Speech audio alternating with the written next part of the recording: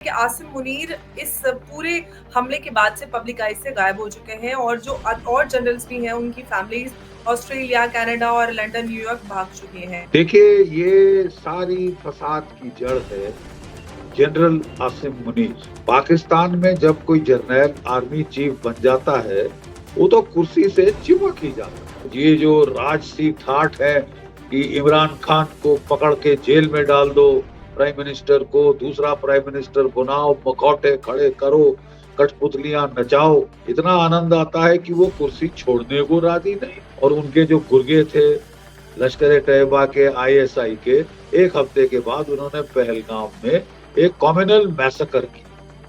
पूछ पूछ कर लोगों से तुम्हारा मजहब क्या है, तुम्हारा धर्म क्या है, किसी से कलमा पढ़वाया, किसी की पैंट उतारी, ये वो।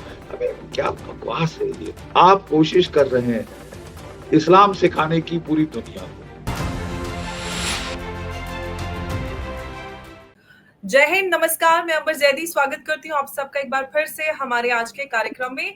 और जैसा कि आप सब जानते हैं कि पहलगाम अटैक के बाद भारत और पाकिस्तान के बीच जो रिश्ते हैं वो बहुत ज्यादा गरमाए हुए हैं। भारत काफी आक्रोशित है और सरकार की बात करें, प्रधानमंत्री मोदी ने मन की आवाज में एक जोरदार जवाब की उन्होंने एक वादा किया है देशवासियों से कि करारा जवाब दिया जाएगा।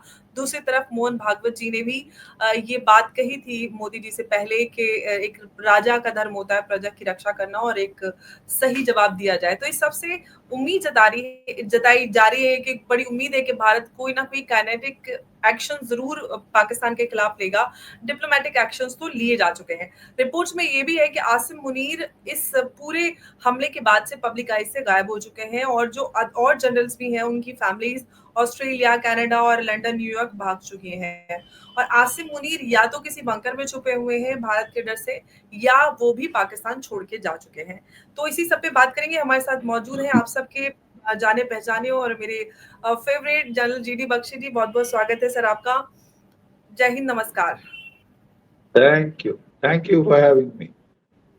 Thank you so much sir, आपने इतनी बिजी शेड्यूल से टाइम निकाला और बहुत सारे लोग बलूचिस्तान से लेके भारत तक सब आपके लिए बोलते रहते हैं कि आपको जरूर लेके आया जाए और आपने टाइम निकाला, उसके लिए एक बार फिर से आपका धन्यवाद सर। ये सब जो सिचुएशन जिस तरह से डेवलप हो रही है, आप इस पूरी सिचुएशन को किस तरह से देख रहे हैं? देखिए, ये सारी फसाद की जड़ है जनरल आसिम मुनीर। जैसे कि आप जानती हैं उनकी रिटायरमेंट का टाइम आ गया। पाकिस्तान में जब कोई जर्नैल आर्मी चीफ बन जाता है वो तो कुर्सी से चिपक ही जाता है। उसका बिल्कुल मन नहीं करता मैं कुर्सी छोड़ूं, मैं ऑफिस की शानो शौकत को छोड़ूं, मैं ये जो राजसी ठाठ है कि इमरान खान को पकड़ के जेल में डाल दो, प्राइम मिनिस्टर को दूसरा प्राइम मिनिस्टर बनाओ, मखौटे खड़े करो, कठपुतलियां नचाओ, बड़ा मजा आता है, बड़ा लुत्फ आता है साहब। इतना आनंद आता है कि वो कुर्सी छोड़ने को राजी नहीं। और अगर चाहे उनको इसके लिए साउथ एशिया में बड़ी जंग ना क्यों ना करानी पड़े, वो चाहते हैं कि साहब मैं दिखाना चाहता हूं हाउ इनडिस्पेंसेबल आई एम। और जो मुखौटा सिविलियन एस्टैब्लिशमेंट है वो वो जो है वो उनको एक्सटेंशन देगी, अब देनी पड़ेगी उसको साहब। उनकी तो जान आफत में डाल दी है। इन्होंने इतना अनाप शनाप बयान दिया। ही declared civilisational war against India. कोई एक हफ्ता पहले आसिम मुनीर साहब declared civilisational war against India. वो अनाप शनाप बक रहे थे, टू नेशन थ्योरी की बात करते थे, कभी कभी कहते थे रियासत मदीना एक बार एस्टैब्लिश हुआ था, अब दूसरी बार पाकिस्तान ने एस्टैब्लिश किया है। और उन्होंने तो एक सैमुअल हंटिंगटन की क्लैश ऑफ सिविलाइजेशन थीसिस को अमली जामा देने की कोशिश करी। ठीक है साहब, उसके चलते उन्होंने इंसाइट किया और उनके जो गुर्गे थे लश्कर ए तैयबा के, आईएसआई के, एक हफ्ते के बाद उन्होंने पहलगाम में एक कॉम्युनल मैसेकर की। पूछ पूछ कर लोगों से तुम्हारा मजहब क्या है, तुम्हारा धर्म क्या है, किसी से कलमा पढ़वाया, किसी की पैंट उतारी, ये वो। अबे क्या बकवास है ये। What what uncivilised barbaric nonsense is this? आप कोशिश कर रहे हैं इस्लाम सिखाने की पूरी दुनिया को। हमारे प्रधानमंत्री जी सऊदी अरेबिया में गए हुए हैं। इस्लाम का जन्म कहाँ हुआ? सऊदी अरेबिया में हुआ, मक्का मदीना में हुआ। है? आज सऊदी अरेबिया लिबरलाइज कर रहा है, अपनी बेटियों को पढ़ाई के लिए इनकरेज कर रहा है, कार ड्राइविंग के लिए इनकरेज कर रहा है, लंबे लंबे तंबुओं से उनको निकाल दिया है, बुर्कों से। ठीक है, वो मॉडर्नाइज कर रहे हैं, लिबरलाइज कर रहे हैं। मैं अभी अबू धाबी गया था कुछ महीने, 2 महीने पहले, और वहां पे वहां के जो बहुत ही लिबरल माइंडेड शेख हैं, उन्होंने परमिट किया है construction of a Hindu temple in the Sands of Arabia. मतलब कभी आप सोच सकते थे ऐसा पॉसिबल? क्योंकि वो लोग तवज्जो दे रहे हैं अपने लोगों की लाइवलीहुड पर, अपनी इकोनॉमी को उठा रहे हैं, ताकि हमारे लोग खुशहाली में रहे। जरा देखिए आप क्या तरक्की की है, दुबई में क्या तरक्की दिखती है, न्यूयॉर्क को बीट कर रहे हैं। लेकिन साउथ एशिया में जो हमारे फसादी लोग हैं, वो नहीं चाहते अमन चैन हो, वो नहीं चाहते लोगों को अच्छी तरह खाएं पिए, खुशहाली में रहें, पढ़ाई लिखाई करें। ना जी, उन्हें चाहिए जिहाद, उन्माद, फसाद, कत्लो गारत, खूना खच्चर। जब तक वो नहीं हो, उनकी उनकी जो है पेट नहीं भरता था। अपने लोगों को भूखा रख के वो जिहाद की, गजवाए हिंद की कहानियां सुना रहे दुनिया भर में, और अपने देश का सवा सत्यानाश किया, ये काफी नहीं। वो उंगली दे रहे हैं जम्मू कश्मीर में, पंजाब में, वो तख्ता पलट करवा रहे हैं बांग्लादेश में। अरे अच्छा प्रोग्रेसिव मुल्क था साहब, उनके रेडीमेड गारमेंट इंडस्ट्री से बिलियंस ऑफ डॉलर्स कमा रहे थे।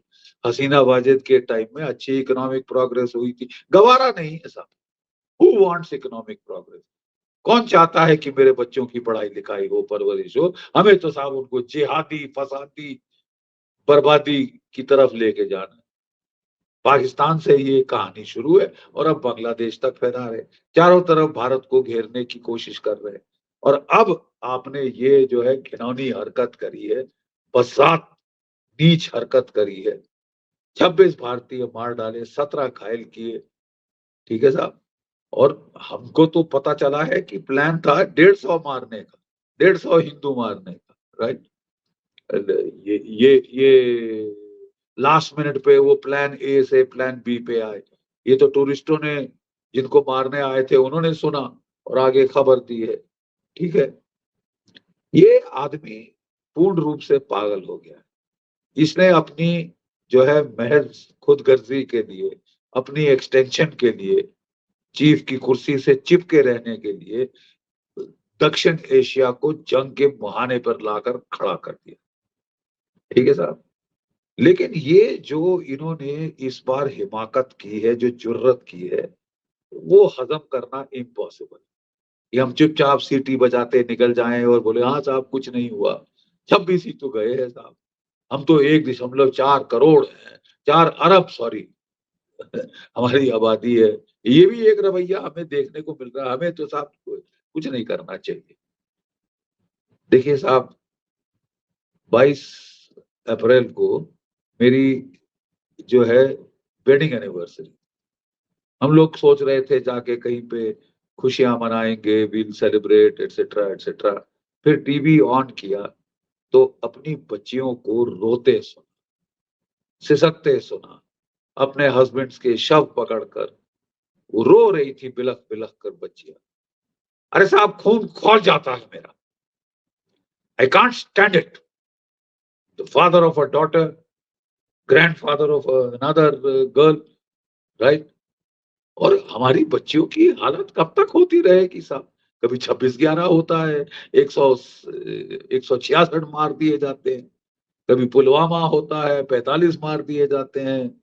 कभी उड़ी होता है, पठानकोट होता है। ये तो सिलसिला चलता ही रहेगा। कालू चक होता है, औरतें बच्चे जाके मारे जाते हैं। This has to stop. And how will this stop? अब let's get to this solution ना साहब। प्रॉब्लम तो सबको मालूम है। How will this nonsense stop?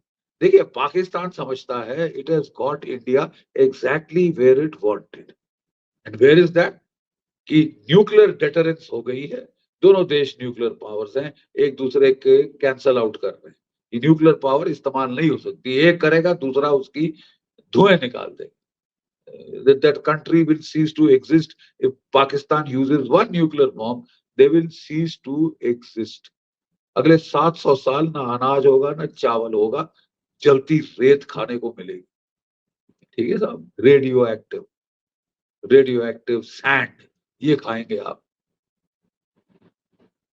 तो वो कह रहे हैं अगर if there is stability at the nuclear level, we can create instability at the sub conventional level. मतलब थीसिस ये है कि जब तक हमारी इक्विवेलेंस है न्यूक्लियर पावर में, कन्वेंशनल न्यूक्लियर डेटरेंस है, तो साहब भारत कभी जुर्रत नहीं करेगा कन्वेंशनल एक्शन लेने की, कन्वेंशनल काइनेटिक मिलिट्री एक्शन। ठीक है, इसका मतलब पाकिस्तान समझता है हमारे पास लाइसेंस है, हम जो मर्जी जिहाद करें, फसाद करें, उन्माद करें, टेररिस्ट वायलेंस करें, एक और चुपचाप मुंह बंद करके झेलना पड़े। और उनकी जो ये थीसिस है, ये स्ट्रेंथन हुई कांग्रेस के टाइम में जब उन्होंने 26/11 किया। 166 भारतीय और फॉरेन नागरिक मार डाले, बेकसूर आदमी, औरत, बच्चे, बूढ़े। ठीक है साहब, और क्या हुआ पाकिस्तान का? कख नहीं, जीरो, सिफर, साइफर, जिल्च, कुछ नहीं हुआ पाकिस्तान। डोसियर से डोसियर, किलोटन पे हिसाब से डोसियर भेजे, उन्होंने कचड़े के डब्बे में डाल दिए कि साहब ये तो कहानी है।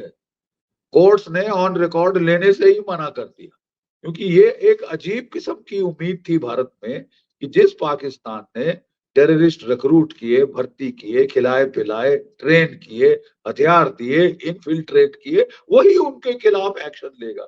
आपकी मति मारी गई है, आपके दिमाग खराब हो चुके हैं, क्या प्रॉब्लम क्या है? खैर दूसरी सरकार आई, उन्होंने भी पहले शांति की कोशिश करी, जैसे तैसे साहब सुलह हो जाए। न्यूक्लियर वॉर कौन चाहता है? कन्वेंशनल वॉर से बहुत बर्बादी, नुकसान होगा, तो चलो बातचीत की कोशिश करते हैं। जितनी कोशिश करी उतनी बार पीठ में छुरा गया। जैसे कारगिल के पहले स्टैब इन द बैक, ठीक है, पठानकोट से stab in the back, Modi ji गए वहां, सार्क में बुलाया नवाज शरीफ को, पाकिस्तान की फौज ने कहा हम देखते कैसे होती है शांति, उन्होंने कारगिल का युद्ध छेड़ दिया, स्टैब इन द बैक किया। परेशान होकर भारत को 2016 में सर्जिकल स्ट्राइक करनी पड़ी, कुछ महीने शांति रही, राइट, फिर चुलबुली। 2019 में पुलवामा किया, 45 मार डाले, ठीक है, और अब भारत ने एयर स्ट्राइक करी, सर्जिकल एयर स्ट्राइक, 80 किलोमीटर अंदर जाके एक रिमोट जो टेररिस्ट ट्रेनिंग कैंप था उसके पर खच्चे उड़ा दिए, 200 टेररिस्ट मारे। गलती हमारी ये थी कि हमने ऐसा इलाका चुना जो आबादी से बहुत दूर था, ठीक है। तो जंगल में मोर नाचा किसने देखा? पाकिस्तान ने पूरा फायदा उठाया, उनको मालूम था क्या नुकसान हुआ है, किस तरह पिटे हैं, ठीक है। लेकिन उन्होंने कहा कुछ नहीं हुआ साहब, कौवे मारे, कबूतर मारे, चिड़िया मारी, गौरैया मारी, स्पैरोज मारी, पूरी बर्ड जाति गिना दी उन्होंने जो मर गई है वहां पे। हाँ, टेररिस्ट नहीं मरे, वो ये उनका क्लेम था। और भारतवर्ष में भी ऐसे नाटकीय लोग हैं जो कि पाकिस्तान सच बोल रहा है, हम लोग तो झूठ बोलते हैं। तो आप चले जाइए पाकिस्तान में जाके रहिए ना, क्या आलीशान मुल्क है, फटीचर मुल्क है, 2 रोज की रोटी नहीं खिला सकते अपने बंदों को, ठीक है साहब, 2 रोज की रोटी नहीं खिला सकते अपने आवाम को।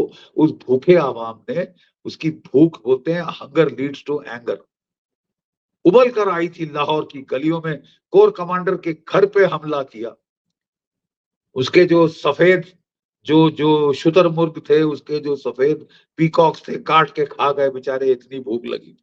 उसका फ्रिज खोला, उसके एग्जॉटिक क्राफ्ट चीज, एग्जॉटिक फ्रूट शूट्स फॉरेन के, वो सब उठा के ले गए, खा गए साहब, इतनी भूख लगी है पाकिस्तान में आवाम। तो कहने का मतलब मेरा ये है, ये मुल्क इकोनॉमिक कोलैप्स की कगार पे है। ये मुल्क सिविल वॉर की कगार पे। बलूचिस्तान, सिंधु देश, खैबर पख्तूनख्वा, गिलगिट बाल्टिस्तान, जहां देखो गदर, बगावत, रिवोल्ट हो रहा, जहां देखो। फिर ऊपर से बोलते हैं साहब रस्सी जल गई, ऐंठ नहीं गई। घर में तबाही हो रही है, बाहर तबाही एक्सपोर्ट करें। कश्मीर को उंगली दे, पंजाब में उंगली देंगे, बांग्लादेश में उंगल देंगे, तो आपकी उंगली तोड़ दी जाएगी साहब। Will break that bloody finger of yours. ठीक है। अब मैं बताना चाहता हूं कि साहब कब तक भारत सह सकता था। जो हमने 2016 में किया सर्जिकल स्ट्राइक, 2019 में किया जिसको हम बोलते हैं एयर स्ट्राइक, वहां बालाकोट में एयर स्ट्राइक, 80 किलोमीटर अंदर घर में घुस के मारा।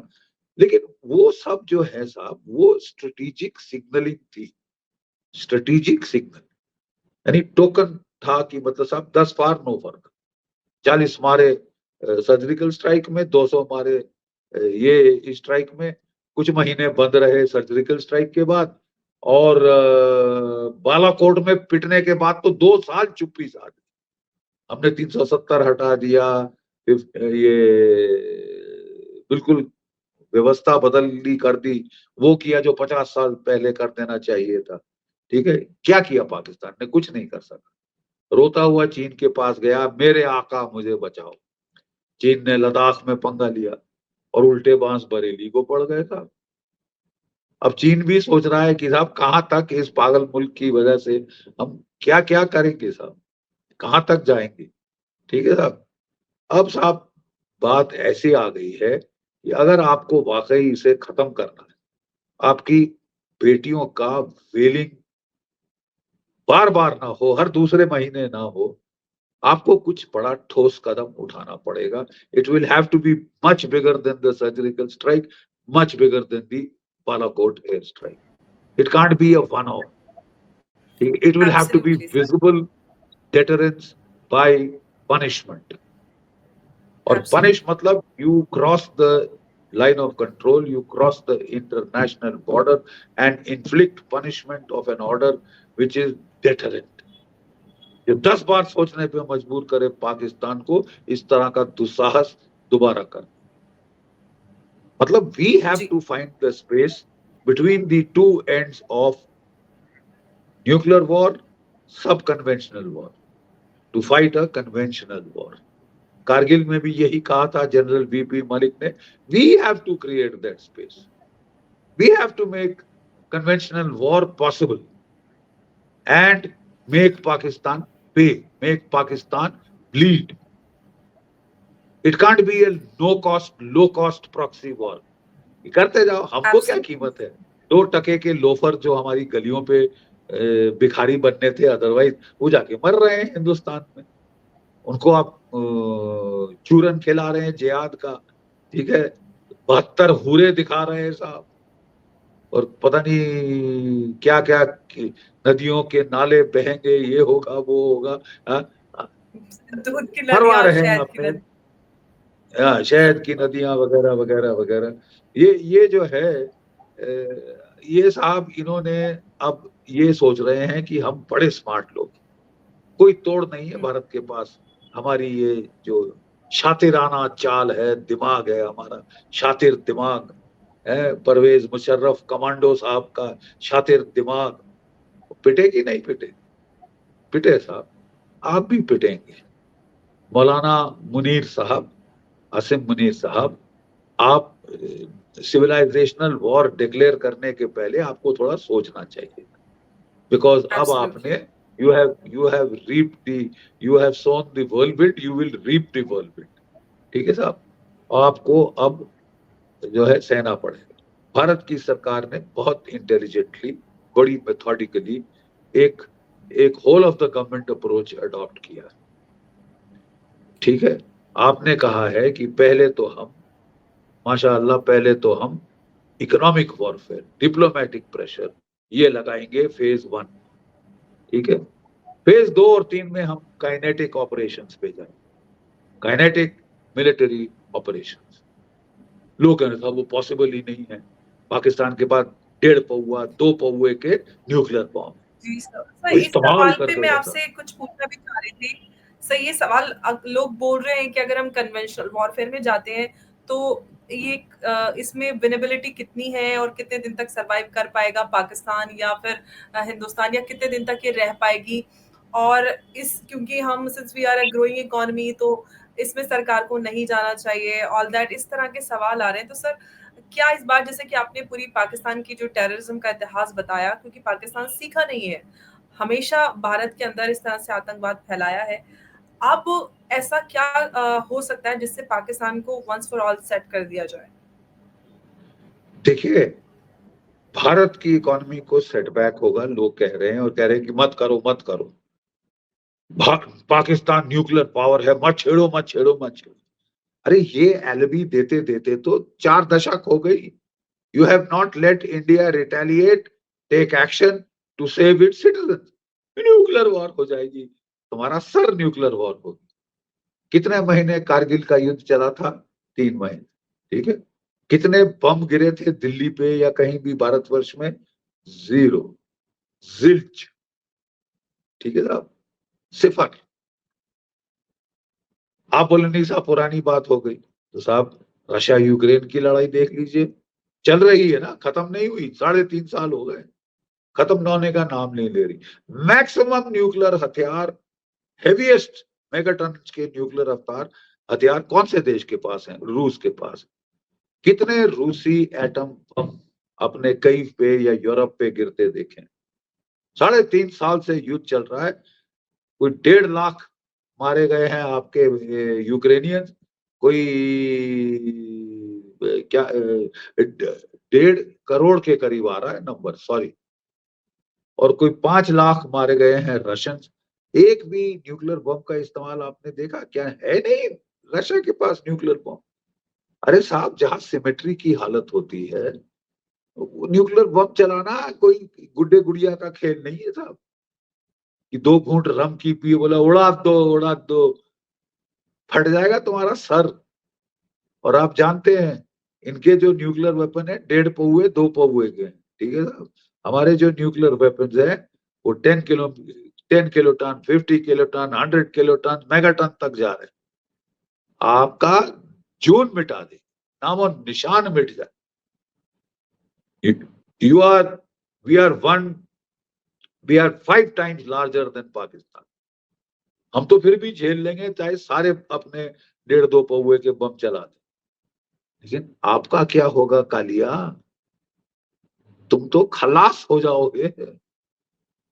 आप समझती हैं पाकिस्तान के जर्नैलों को ये मालूम नहीं? They are rational state actors. यहाँ कई गधे हैं जो कह रहे हैं कि वो चंगेज खान की औलाद है। माई फुट चंगेज खान की औलाद, वो यहीं के रहने वाले हैं, सबसे पहले मार खाई उन्होंने, हर लड़ाई के अंदर पिटे हैं, ठीक है। इनकी औरतों की इज्जत लुटी है, इनके शहर जले गए हैं, ये हो गया है, और ये अपने आप को 30 मार्का बता रहे हैं कि चंगेज खान के बाद हम। Nonsense, nonsense. How can you identify with the people who invaded, raped, burned, killed? आप उनके साथ आइडेंटिफाई कर दो। आपने मार खाई ना यार। सबसे पहले तो ये पंजाब, वेस्ट पंजाब का एरिया आता है ना दुश्मन के रास्ते में, अरे रौंदा गया है ये एरिया, ऐसी की तैसी हो गई है इनकी बेशरम वाहियात लोग, और अभी चंगेज खान की औलाद बन रहे हैं। They are rational state actors. A Pakistani general living in a massive bungalow mansion, जिसकी बीवी गहनों से लदी है, जिसके पास फ्लीट ऑफ मर्सिडीज कार्स है, बैटमैन है, नौकर चाकर बंगला सब कुछ है, वो क्या न्यूक्लियर बॉम्ब चलाएगा? Don't fool yourself, don't give yourself an excuse for taking no action. बहानेबाजी मत करो, लड़ो, fight, call his bluff, call his bluff. और साहब मैं आपको बता दूं कि 2019 में हमारे पास रफाल जेट फाइटर्स नहीं। मैं आपको बता दूं कि 2019 में हमारे पास S-400 Russian surface to air missile 400 kilometre range के नहीं थे, कि मतलब पाकिस्तान की एयरफील्ड से जहाज उड़े तो हम यहाँ इंडिया बैठे बैठे उनका परखच्चे उड़ा सकते हैं। बियॉन्ड विजुअल रेंज आस्त्रा मिसाइल्स हमारे पास नहीं थे। ब्रह्मोस सुपरसोनिक क्रूज मिसाइल इतनी मात्रा में हमारे पास नहीं थे।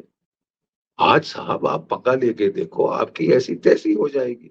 हाँ, हमारी उम्मीद थी कि हमारी टफ सरकार के होते अभी हमारे पास बहुत सारे और भी रफाल जेट आ जाते, कुछ 5th जनरेशन फाइटर आ जाते। एटैग्स हमने अभी 7,000 करोड़ की लिए, जो हमारे देश में बनाई जाती है, best medium gun in the world.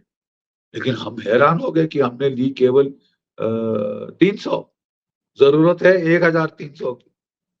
तो जल्द से जल्द लीजिए ना साहब, जल्दी तैयारी करिए। हम ऐसा पता नहीं, हमारा कोई एक तबका है कि बहुत टाइम है साहब हमारे पास, कोई कोई परवाह ही ले, कोई जल्दी नहीं। डोंट वरी, आराम से करो, आराम से करो। टाइम ही टाइम है साहब हमारे पास, टाइम नहीं है आपके पास। पहले 2.5 फ्रंट वॉर होती थी, चीन, पाकिस्तान और आपका इंटरनल सिक्योरिटी फ्रंट। आज आप 3.5 फ्रंट वॉर में हैं। चीन, पाकिस्तान, बांग्लादेश, वाहियात मुल्क, अच्छी खासी रोजी रोटी चल रही थी, हजम नहीं हुआ। सब जिहाद करेंगे, फसाद करेंगे, गजवाए हिंद करेंगे, हम हैं कॉन्करर्स। अरे अपने आप को बचा लो यार, तुम्हारी फौज ने सिवाय यूएन पीस कीपिंग मिशन के सिरस्वा लड़ाई नहीं लड़ी, ठीक है।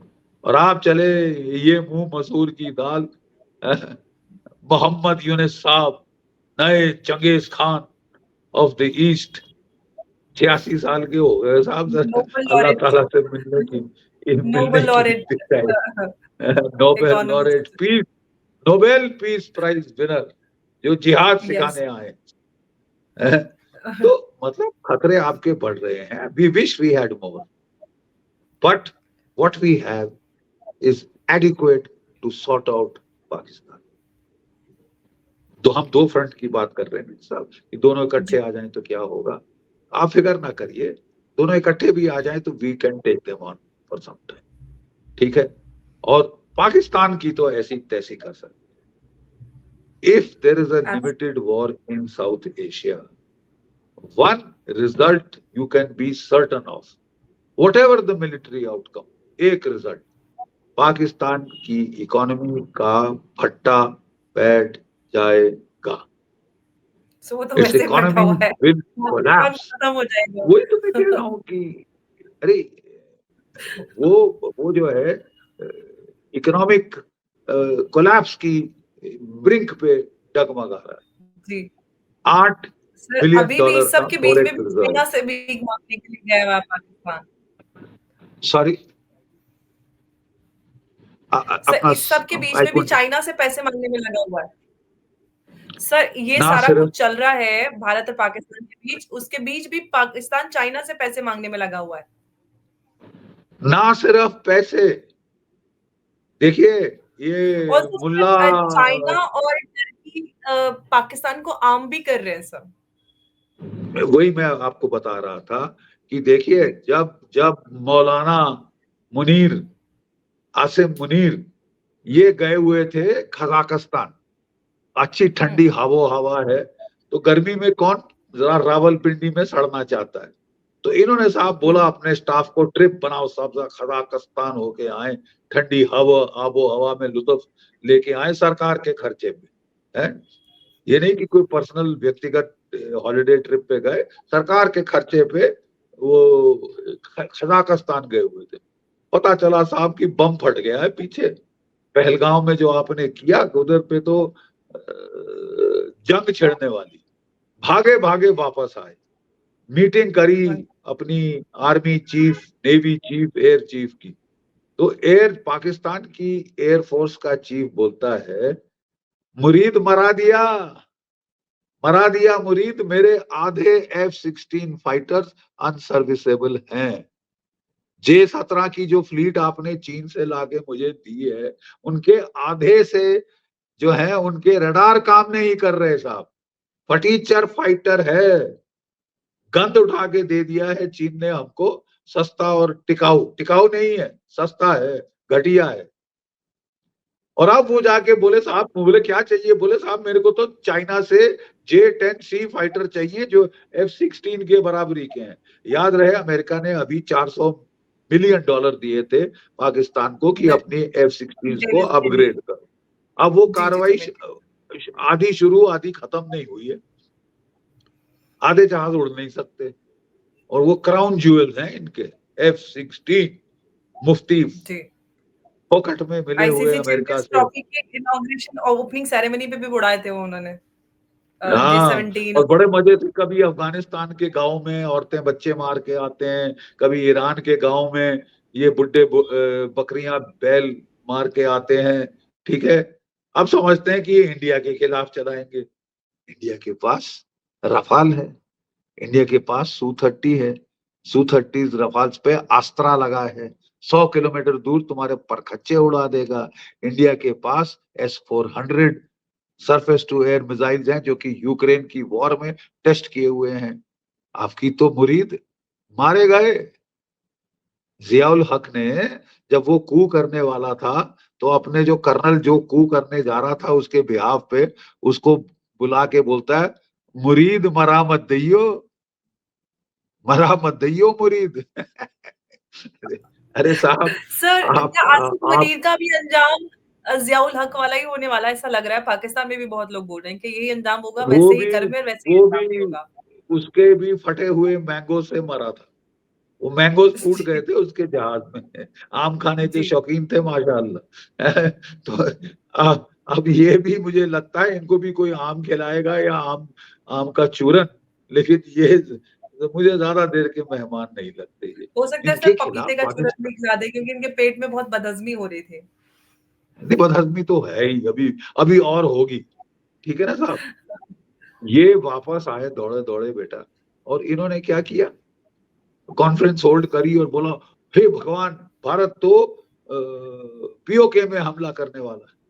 ठीक है, कराची से जहाज उठाए और भेज दिए स्कर्दू, गिलगिट बाल्टिस्तान।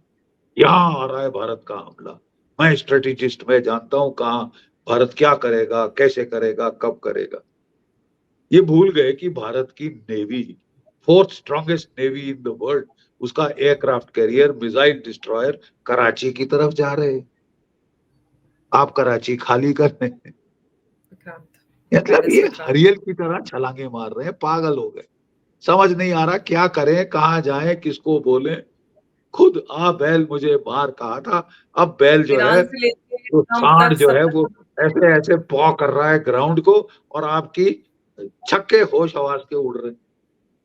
जी। तो मैं कह रहा था कि जो आसिम मुनीर साहब हैं, इस वक्त उनको हाई ब्लड प्रेशर हो गया है, उनको माइग्रेन हो गई है, उनको लो बैक हो गई है, और होनी भी चाहिए। अगर आप औरतें बच्चे मरवाना चाहते हो, औरतों के सामने उनके खत्म मार डालना चाहते हो, बच्चों के सामने बाप को मारना चाहते हो, देन कहीं ना कहीं एक भी मासूम का कत्ल पूरी इंसानियत का कत्ल है। अल्लाह ताला की तुमको पे जो द है प्राइस। उनका खौफ देखना पड़ेगा। ठीक है, तुम्हें देखना पड़ेगा। आप मुल्ला बन के बांग दे रहे हो यहाँ वहां सिविलाइजेशनल वॉर की, उल्टे बांस बरेली को सब तुम्हारे घर लड़ाई आई। एक्सपोर्ट कर रहे थे ना जिहाद, री एक्सपोर्ट हो जाएगा साहब। तो अब ये हरियल की तरह छलांगे मार रहे हैं, पगलाए हुए घूम रहे हैं। कभी सर इनके डिफेंस कंसाइनमेंट मिनिस्टर रिजेक्ट बोलते हैं, करके वापस भेज दिया भारत ने अब इनका, जो एक्सपोर्ट कर रहे थे किसका, कंसाइनमेंट रिजेक्ट करके। पाकिस्तान ने जो टेररिज्म को एक्सपोर्ट किया था वो कंसाइनमेंट रिजेक्ट करके पाकिस्तान के पास जा रहा है वो। पाकिस्तान तो अपनी मौत खुद मरेंगे ना यार। इनको इनको जी, हिलरी क्लिंटन ने कितने साल पहले कहा था, अगर तुम एब्सोल्युटली। अपने पिछवाड़े में सांप पालोगे, दूध पिलाओगे उनको, इन द फॉन्ड होप कि वो केवल तुम्हारे पड़ोसियों को काटेंगे, तुमसे तो वो गले में लिपट जाएंगे जैसे शिव जी के गले में सांप लिपटते रहते हैं। ऐसा नहीं होगा साहब, कोबरा कोबरा ही होता है। और ना आप शिव हैं सदा शिव की आप गले में लपेट लो और कुछ ना करे वो। बिल्कुल। और सर अब तुमको ख्वाजा डर आसिफ रहा जो इनके है। डिफेंस मिनिस्टर हैं, उन्होंने भी स्काई न्यूज के इंटरव्यू में ये बात एक्सेप्ट की है कि we have been doing this dirty work for past 3 decades for United States and West and Britain. नहीं नहीं खुद बोल बिल्कुल, दिया उन्होंने। देखिए वही मैं कह रहा हूँ ना कि ये देश के लीडरान जो है पगला गए हैं टेंशन के मारे पगला गए हैं। आपने बिल्कुल सही फरमाया था। इनकी सर जैसे फैमिलीज ये मैजिस्ट्रेट अमेरिका जज भेज बोलते रहे हैं हैं, कि जब यूरोप भेज रहे हैं, भगा रहे हैं कि साहब निकलो, जान बचाओ, तुम लोग निकलो, कम से कम हमारा वंश तो आगे चलेगा। जी। उनको भगा भगा के भेज रहे हैं। ये क्या, what mindset does this show? अरे साहब, जब आपकी इतनी बत्ती बंद होनी थी तो आपने पंगा क्यों लिया? अरे एक्चुअली इतने ये तुम वही सूरमा हो। कांग्रेस के समय वाला भारत समझे हुए हैं। उनको लगा था कि भारत कोई सिर्फ डोजियर ही खेलता रहेगा, कोई हाँ, काइनेटिक एक्शन या किलो डिप्लोमेटिक टन के एक्शन नहीं। हिसाब से डोजियर देगा और हम कचड़े के डब्बे में डालते जाएंगे। This is fiction. अब तुम्हें और फिक्शन सर पता उन्होंने चलेगा वही साहब। वही रेटरिक अभी भी स्टार्ट किया। वो कह रहे हैं कि ये भारत ने खुद कराया है, ये फेल्ड सारा नहीं, कुछ नहीं, ऑपरेशन है और ये सारा कुछ। देखिए साहब, जिस दिन ये हुआ था उसके अगले दिन जो कश्मीर रेजिस्टेंस फोर्स है ना, ये केसीएफ जो है, जी। धड़ल्ले से बोला था, हाँ हमने किया साहब, हमने मारा, कर लो जो करना है। और अब अब क्या कह रहे हैं? हमने नहीं किया साहब, वो तो पाकिस्तान, ये तो बौखला है। इंडिया की साजिश है। अरे साहब, वो तो इंडिया की साइबर वॉर है, उनने हमारी जो साइट पे पोस्ट कर दिया साहब, हटो, हम उसकी तहकीकात कर रहे हैं। अभी तो अभी तो मुरीद लड़ाई शुरू नहीं हुई, अभी जी। तो हिंदुस्तान की तरफ से अभी तो एक भी मिलिट्री एक्शन नहीं हुआ है और ये हालात है। ट्रेलर भी लॉन्च नहीं किया, और अभी ये तो सिर्फ अनाउंसमेंट किया है पिक्चर का। अभी तो सिर्फ अनाउंसमेंट किया है ना, आपको तो सिर्फ एक ट्रेलर दिखाया with the Indus water treaty, ठीक है, क्योंकि उसमें थोड़ा वक्त लगेगा। मैंने कहा यहाँ के कई लोग बड़े बेताब हो रहे थे, कई पाकिस्तानी इंटरलोक्यूटर्स टीवी पे आए और बोले, बख्शी साहब आपने कहा था अब भारत की, ये पाकिस्तान की ऐसी तैसी हो जाएगी, हम तो कल रात को इंतजार कर रहे थे, परसों रात को इंतजार कर रहे थे। तो मैंने कहा मियाँ थोड़ा और इंतजार करो ना, इंतजार का फल मीठा होता है? तुम क्या समझते हो? We are in a great hurry to end your tension? You are stewing in your own juice, you are stewing in your own bloody juice. बड़ा दादागिरी दिखा रहे थे, ये है वो कर देंगे, चंगेज खान की औलाद, ठीक है, गजवाए हिंद करेंगे। अब जब असली लड़ाई की बात आई तो माथे पे ठंडे पसीने आपके छूट गए साहब, है? आपको समझ नहीं आ रहा करे तो करे क्या, कहाँ चीन के पास जाए, कहाँ वहां जाए। और मैं आपको बता रहा हूं, अगर लिमिटेड वॉर भी हुई ना, इस देश की इकोनॉमी का भट्टा बैठ जाए। अच्छा। 1990 में रूस की इकोनॉमी का भट्टा बैठ गया, without a shot being fired, ठीक है साहब, डर डर के मर गए तो वो भी। उनकी इकोनॉमी का भट्टा बिठा दिया था क्योंकि ऑयल की प्राइस को फ्री फॉल में डाल दिया था सऊदी अरेबिया की मदद से अमेरिका ने। From $30 a barrel, it was brought down to $10 a barrel between 86 and 90, ठीक है साहब। और रूस की इकोनॉमी कोलैप्स हो गई, 15 जी। देशों में स्प्लिट हो गया सोवियत संघ। पाकिस्तान 15 में स्प्लिट नहीं होगा, 5 में होगा। बलूचिस्तान, सिंधु देश, ठीक है, खैबर पख्तूनख्वा, वेस्ट पंजाब और सैरिकिया, 5 में, सराय। 5 में। I am being very fair, 15 में नहीं करेंगे साहब। 15, 5 में आप टूट जाएंगे। ये आपकी natural fault line, seismic line का map. You have invited all this upon yourself. आराम से नहीं जी सकते थे? गवारा नहीं था साहब, चैन की सीटी बजाओ, नींद बजाओ, अपने सर लोगों अगर का चैन ख्याल गंवारा करो, होता उनको। तो भारत से विभाजन करके अलग बनाते। चैन तो उनके डीएनए में ही नहीं है सर। नहीं, जंग तो खैर दूसरी बात है ना बेटा, इतने बड़े सूरमा होते तो हम भी देखते ना साहब। जंग ये जी। सलवार कमीज पहन के करते हैं, जंग ये जी। जंग ये सलवार कमीज पहन के करते जो हमारी लड़कियां डाल, ठीक है। और ये जो है, ये सीधी जंग नहीं करते।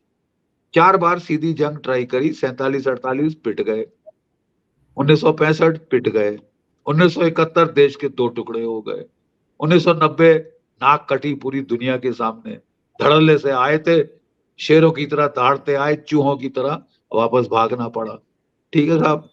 और फिर इन्होंने सोचा साहब ये सीधी लड़ाई तो इनसे जीत नहीं सकते, हिंदुस्तान को हरा नहीं सकते मैदान जंग में। सो टेररिज्म, ये स्मार्ट आइडिया जियाउल हक साहब के फर्टाइल ब्रेन में आया था। अरे साहब, अगर हम सोवियत संघ को विद वॉर ऑफ 1000 कट्स काट सकते हैं, हरा सकते हैं, तो भारत किस खेत की मूली। आप भूल गए कि अफगानिस्तान की वजह से सोवियत संघ नहीं टूटा। सोवियत संघ टूटा because of economic collapse, overstretch, imperial over reach.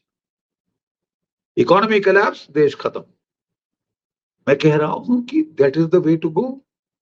Collapse that bloody economy. लगाइए हमारी इंडियन नेवी को पार्शल टोटल ब्लॉकेड करने को। देखो तो जरा दर्जे हरारत कहाँ सर जाती है, होती है, इंडियन हालात नेवी क्या के होती है। सर एक्स हैंडल से ही, ट्वीट से ही समझ में आ रहा है कि they are on the mission. और जो इंडिया तैयारी कर रहा है इस बार, जो जितनी भी जंगें हुई हैं पाकिस्तान और भारत के बीच में, उसमें नेवी को कभी उतना एक्टिव रोल नहीं मिला। इस बार लग रहा है कि पाकिस्तान को जो मजा चखाने वाली है वो भारतीय नौसेना सिखाने वाली है।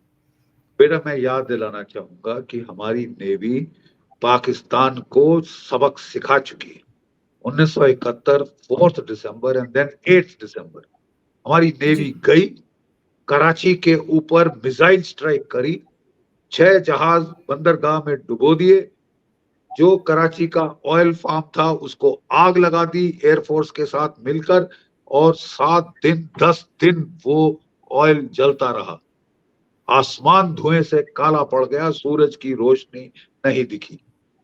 पाकिस्तान की गुस्साई आवाम ने, जो उनके सेलर थे, कराची की गलियों पर उनकी पिटाई करी। किस चीज की तनख्वाह लेते हो, हमको बचा नहीं सकते। ये हाल नेवी ने किया था।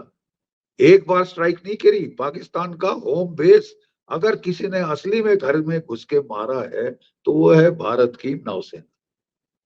और वो फिर कर सकती है साहब। हमारा एयरक्राफ्ट कैरियर अरब सागर में है, हमारे missile destroyers, Kashin class destroyers, और हमारे indigenous destroyers, Mysore class, Delhi class, ये सब अरब सागर में हैं।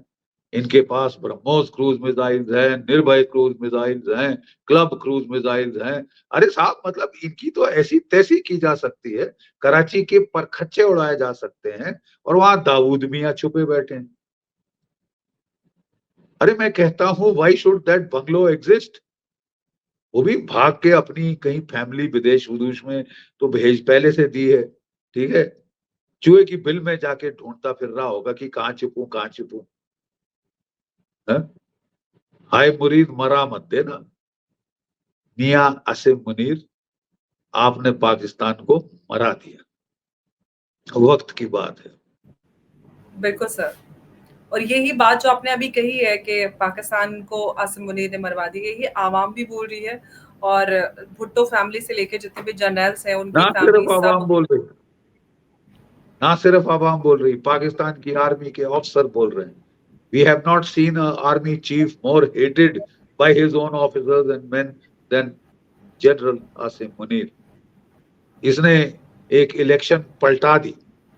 इमरान खान जीत गया था, let's be fair. Imran Khan जीत गया, it was a stolen election, steal कर ली साहब इलेक्शन। पहली लास्ट बार स्टील करी थी 1971 में, जब पहली बार फेयर एंड स्क्वायर इलेक्शन हुई थी। उसमें मुजीबुर रहमान जीता था बाई 2/3 मेजोरिटी। बोला किसी बंगाली हरामखोर को पाकिस्तान का प्राइम मिनिस्टर नहीं बनने दें। और ये जब आपने रवैया दिखाया, बंगालियों ने भी बगावत करी, उस पाकिस्तान के 2 टुकड़े हुए। अब साहब आपने वही चीज रिपीट करी है, एक और इलेक्शन चोरी की, और आपने देखा गुस्साई भीड़, इमरान खान ने हिला दिया पाकिस्तान की मिलिट्री इस्टेब्लिशमेंट। और जो कुछ गाली आप उसको दें, एक वो पाकिस्तानी शख्स है जिसने पाकिस्तान की मिलिट्री इस्टेब्लिशमेंट को हिला दिया। हाँ ठीक है, आपने जी पकड़ के उसको जेल में डाल दिया, मार कुटाई कर रहे हो बेचारे की, बट आवाम उसके साथ। For once we have seen the army, बड़ी पॉपुलर इंस्टीट्यूशन होती थी Pakistan, is the object of vilification, hatred and contempt. And अगर आप समझते हैं कि साहब you can survive a war with India, get away unscathed, वो सोच रहे हैं कि इस तरह कम से कम हमारा देश तो यूनाइट हो जाएगा। सारी दुनिया जानती है कि तुमने अपनी एक्सटेंशन के लिए लड़ाई करवाई। जी, ये मारकाट का ऑर्डर कहाँ से आया? It has come absolutely. Directly, it was approved by Asim Munir. ठीक है साहब। वो जो आपके वहाँ इनके एक ब्रिगेडियर साहब होते हैं इंडिया डेस्क पे जो बैठते हैं, उसमें मेजर होते हैं कई आईएसआई के। ठीक है, उन लोगों ने ये प्लान बनाया था, हाफिज सईद से डिस्कस किया और सैफुल्लाह कश्मीरी से डिस्कस किया, बनाया, फिर ब्रिगेडियर साहब ने अप्रूव किया, फिर डीजी आईएसआई के पास ले गए। सैफुल्लाह डीजी कश्मीरी तो आईएसआई, गिड़गिड़ा रहे, कह रहे मैंने कुछ नहीं किया, वीडियो आया सैफुल्लाह कश्मीरी का हाँ, बाद में। अभी अभी तो साहब हम शुरू मन हुआ है, पसंद बहुत है, सारे लोग हम पे गिड़गिड़ाने इल्जाम वाले हैं। लगाया जा रहा है। ठीक है, बहुत सारे लोग गिड़गिड़ाने वाले हैं। और जी, केसीएफ ने भी बोल दिया ना, खालिस्तान रेजिस्टेंट, केआरएफ ने। जी, हमने थोड़ी ना किया साहब। जी, पहले कहते उचक जी। के कहते हाँ, छाती ठोक रहे थे, हमने किया, हमने मारे 26 बेगुनाहगार सीधे साधे भारतीय, क्या कसूर था? कि ठंडी हवा बिल्कुल सर, खाने गए गर्मी में, ये बिल्कुल, जुर्म है, ये जुर्म है। बिल्कुल। और इस आप ज़ुल्म उसका का धर्म हिसाब पूछ तो के सर। उसकी उसकी जी, उसकी बीवी के सामने उसको मार रहे हैं, बच्चे के ज़रा सा सामने सोचिए, उसके बाप का 16 कत्ल अप्रैल कर को रहे हैं। शादी होती है और 22 को ये सब हो जाता है। जी, हफ्ते भर भी 16 अप्रैल को शादी होती है उनकी और 22 को ये सब हो जाता है। इसी वही मैं कह रहा था ना कि that was my wedding anniversary. मैं तो गुस्से के मारे पागल हो गया। Frankly, I जी don't sir. know what I have said or not said because I it drives totally you understand. mad. Absolutely It sir, वो drives हर एक you बात hopping की। mad to see our poor girls crying. How long will they cry? कब तक चलेगा absolutely साहब ये सिलसिला? अप टू आपके कान नहीं पक कॉन्स गए? प्रॉब्लम। You know, जी, imagine, ये आपकी बेटी के साथ हो सकता है, किसी और के साथ हो सकता है, आपके साथ हो सकता है। आप छुट्टी के लिए जाओ और आप वापस, फैमिली आपका ब्रेड विनर गया,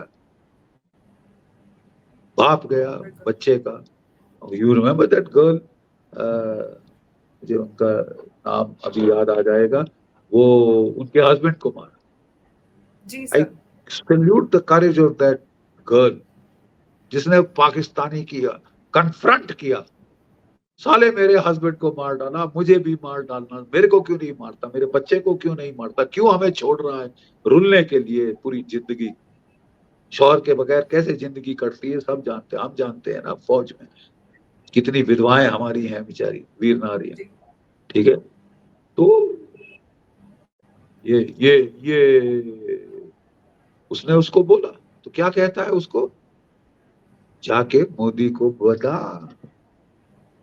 अरे ये मुंह मसूर की दाल, 2 टके का हिजड़ा टेररिस्ट, तू तू सीधी सीधी धमकी दे रहा है भारत के प्रधानमंत्री को, and you think you will go away सीटी बजाते हुए? You got a thing coming boy, you have a thing coming. ठीक है, बिकॉज आपने छेड़ा भी ऐसे इंसान को है जो कि जबरदस्त फाइटर है। ठीक है sir, absolutely. he is he बिल्कुल, is he is not a weak need pusillanimous leader. उन्होंने दिखा दिया है what he can do. And now since you absolutely. want to provoke him further, बोले साहब काफी नहीं है, काफी नहीं है, और मारो, तो और मारेंगे साहब, जब तक तुम्हारा अब दिल की तमन्ना ना पूरी हो, हसरतें आपकी पूरी ना हो जाए, आप तो मार खाते रहे। और बिल्कुल। मैं तो कह रहा हूँ, और अब why जी, stop with just one limited surgical strike, one air strike?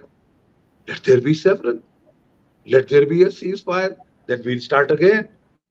वो इजराइल के एरियल शॉरॉन ने भी तो ऐसा किया था, लड़ाई करी, बिल्कुल, फिर सीज फायर किया, फिर चढ़ गया, फिर सीज फायर किया, फिर चढ़ गया।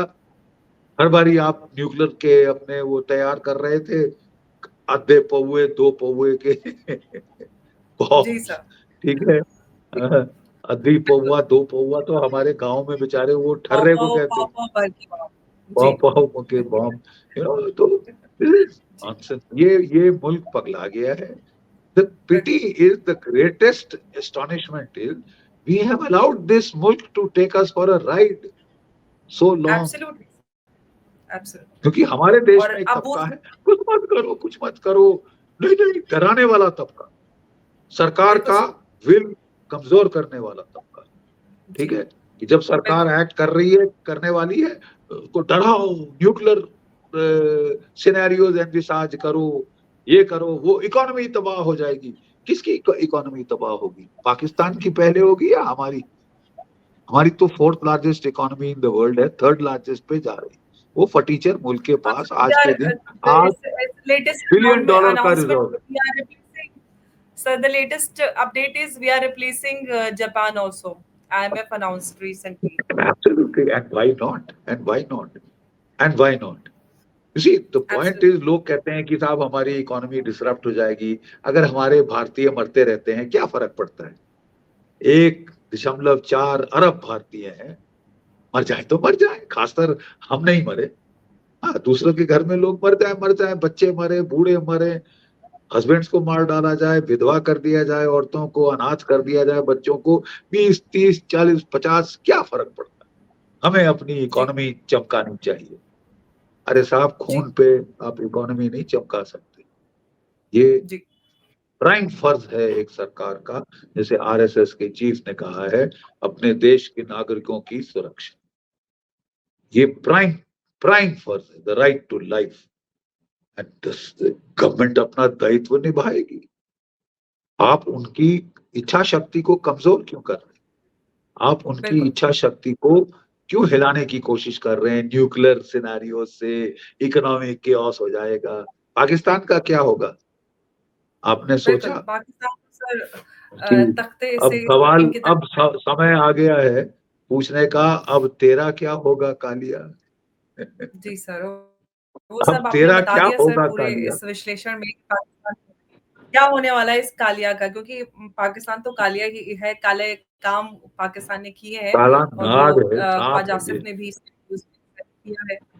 जी, तो अब उसके काले कर्मों का हिसाब ज़रूर पाकिस्तान को भुगतना पड़ेगा। और जिस तरह से पाकिस्तान ने भारत में दहशतगर्दी फैलाई है और जो पहलगाम अटैक हुआ है, इससे भारत में काफ़ी आक्रोश है और काइनेटिक एक्शन ज़रूर कुछ होगा। इस तरह की अ, जानकारियाँ लोगों के पास है और ऐसी उम्मीद लोग लगा रहे हैं, क्योंकि लोगों को शांति नहीं मिल रही है, लोग बहुत ज़्यादा गुस्से में हैं। सर, आपका बहुत-बहुत धन्यवाद हमारे साथ आज की इस चर्चा में जुड़ने के लिए। आपने अपना कीमती समय दिया और पूरा विश्लेषण हमारे साथ आपका साझा किया। बहुत-बहुत धन्यवाद एक बार फिर से। नमस्कार, जय हिंद, जय भारत। जय हिंद, जय भारत।